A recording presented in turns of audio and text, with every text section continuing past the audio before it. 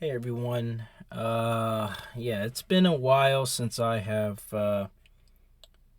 since I have recorded anything, but I wanted to cover this story because currently we are hovering around all-time high Bitcoin prices. At the time of this video, Bitcoin is around 109,000 US dollars. Bitcoin has made a pretty crazy run. It's been on a crazy bull run the past several weeks, as well as the past several months. Um, and I thought it was very interesting that this story came out today.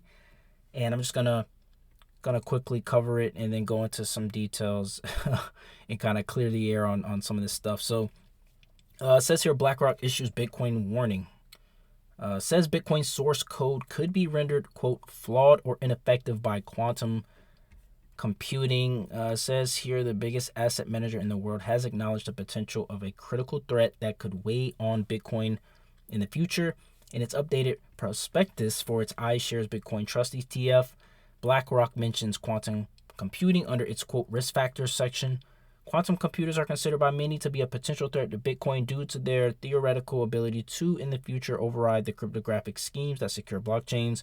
While quantum computers have not yet demonstrated an ability to come anywhere close to threatening Bitcoin, BlackRock says it, along with other technological advances, could render the flagship cryptocurrency, quote, flawed and ineffective. So I think it's really interesting that this article comes out. I think today was the start of the Bitcoin conference in 2025, if I'm not mistaken. And I believe that this has the potential to cause some fear, uncertainty, and doubt in this across the crypto space. Um, and I will say, yes, this is a potential threat. But the TLDR is basically, this is something that would not come into fruition for a very long time, and in the time frame that it would be a realized threat, there would most likely be some advancements to prevent this from happening in the first place. So, um, I think one of the questions that are going to come up is, what, like, how does quantum computers threaten Bitcoin? And it all boils down to mostly the hashing algorithm, or the digital signature algorithm. So Bitcoin uses the elliptic curve, um, and or it might I think Bitcoin may use RIPE-MD. But it basically there's a mechanism within the cryptography space called digital signatures, which is basically used to verify that a transaction is authorized by the owner of a Bitcoin address in this case. So these are things that we see on the blockchain or in the order books. We can kind of see who bought the Bitcoin, which address is it going to, and the addresses that we see are public addresses, right? So if a quantum computer, if someone has some type of scraping script or something, it can gather a bunch of public addresses and run them through a quantum computer to break the encryption. It could potentially leave derive the private key from that associated address. So that's essentially the threat landscape. I'm kind of simplifying it a bit. Well, not a bit. I'm overly simplifying it, but that's essentially what the threat is.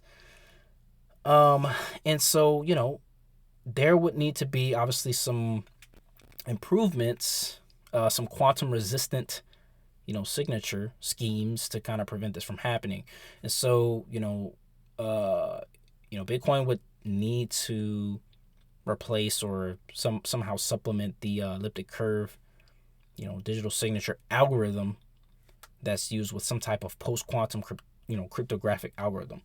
What exactly the algorithm that would be used to protect against it, I don't know. That's gonna have to be decided by the general consensus of the Bitcoin community.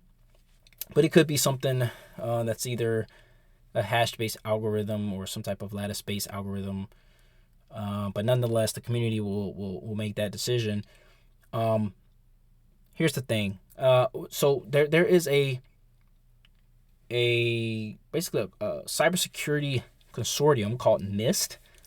For those who are not familiar with it, that just stands for the National Institute of Standards and Technology. It's just a consortium of cybersecurity professionals as well as engineers and cryptographers who essentially set guidelines on the best practices on cybersecurity stuff. All right, so it's a bunch of things, but essentially, they are taking a look at this.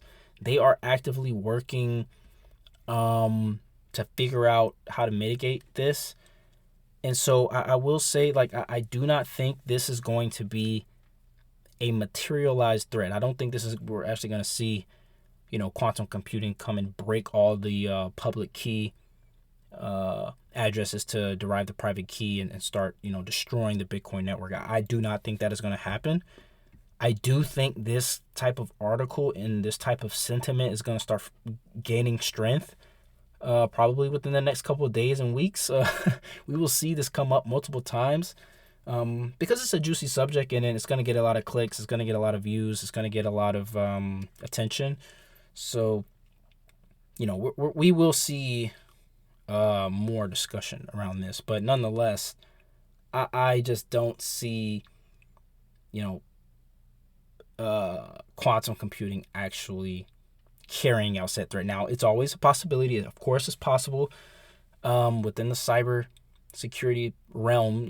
Anything is possible, essentially, just about. But yeah, I don't see it being an actual materialized threat. So, what does this look like practically for the Bitcoin community, the Bitcoin developers? They're gonna have to research. There's gonna have to be some consensus on what is going to be the new quantum resistant signature. There's going to have to be some quantum resistant address types and, more, wallet software improvements are going to need to be done. Potentially a soft fork is going to need to be implemented for support of these new signature types. So there's a lot of work, but nonetheless, there's a lot of time.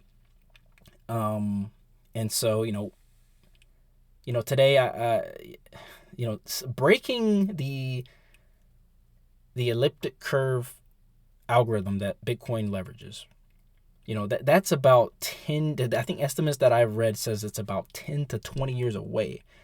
So, the NIST, we also have like other cybersecurity consortiums and professionals that are going to be most likely invested in not only contributing, but, perhaps are Bitcoin holders themselves of some sort, or just general cryptographic enthusiasts.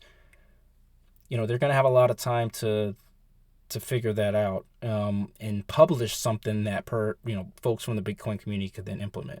Or they could, open up pull requests of some sort and update the software themselves, obviously post sign off from the Bitcoin community. So I just think it's really interesting. An article like this comes out the day that the Bitcoin conference starts.